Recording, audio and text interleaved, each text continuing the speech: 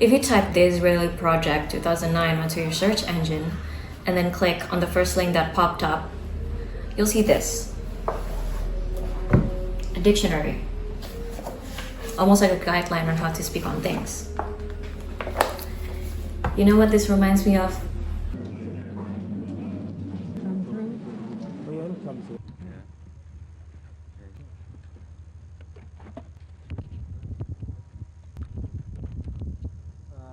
Or in old cover of faith. In doing so, they call walks and outdoor restaurants.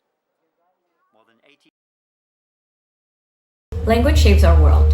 It tells us who we are, who we can trust, and sometimes who we should fear. But what happens when language is used to distort reality? Today, we'll explore how cult leaders and politicians like Benjamin Netanyahu use the language as a tool of manipulation, creating alternate realities, silencing dissent, and reshaping the way their followers see the world. This is Cultish politics, Israel, and the language of manipulation.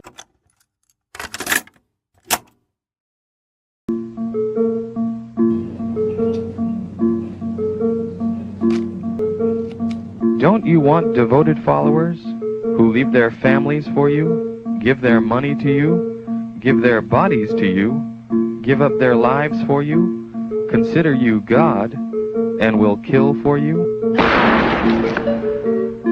Don't you want to become a cult leader?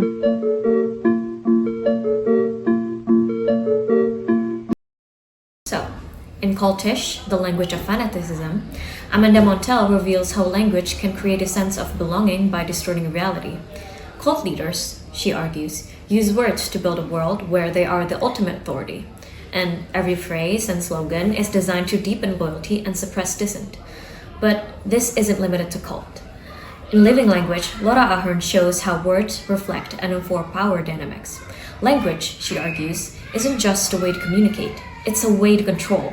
Politicians, much like cult leaders, use these tools to maintain power and influence.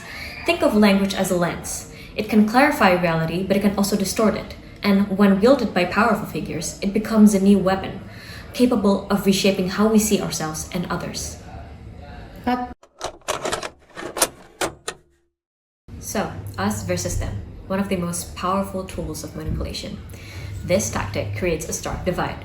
The loyal insiders versus the dangerous outsiders. It fosters fear, dependency, and an unquestioning loyalty to the leader. Jim Jones, for example, referred to defectors from his cult as traitors and agents of the enemy.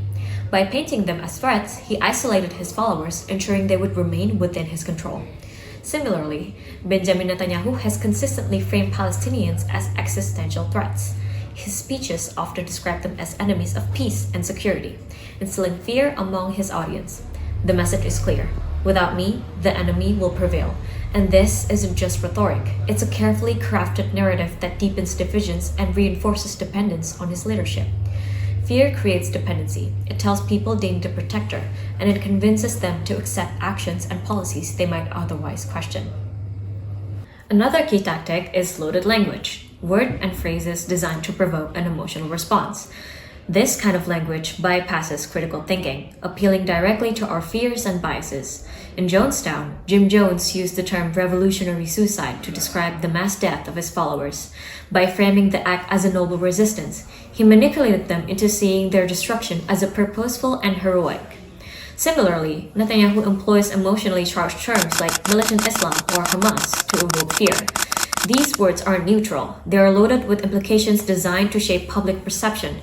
They make it harder to question policies that might otherwise seem extreme.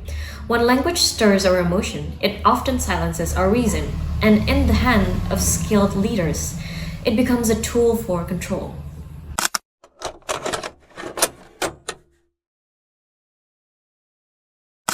Then there are thought-terminating cliches, simple phrases that end complex discussions. Cult use these to shut down questions. Phrases like, you just have to believe, or the leader knows best, discourage critical thinking and reinforce obedience. Examples of Netanyahu's rhetoric such as, Israel wants peace, or good fences make good neighbors. In politics, these cliches take a different form. Netanyahu's statement like Israel wants peace simplify a deeply rooted conflict. They reduce a complex issue into soundbite, closing the door to meaningful dialogue. And when leaders use these phrases, they're not just simplifying, They're controlling the narrative. They're telling us, don't think too hard about this, and too often, we don't. But this isn't just about cults or politics. These tactics are everywhere. Advertising, social media, even entertainment. And the same principles apply. Manipulate language, evoke emotion, and guide behavior. The key is awareness. Recognizing these tactics helps us reclaim our agency, and it allows us to question, to analyze, and to resist manipulation.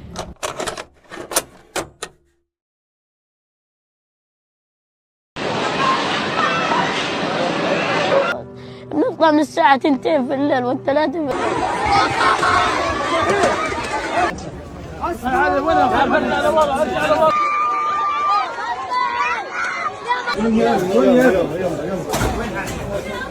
هذه العائلة هنا في مدينة غزة تفترش طول اليوم رضعات مية لي أكثر من 3 شهور بشربوا رضعات. ايش ذنبها؟ طب ليش؟ ايش ذنبها ليش؟ The Biden administration has refused. The Northern Front had been decoupled from Gaza. To prevent threats and to secure its.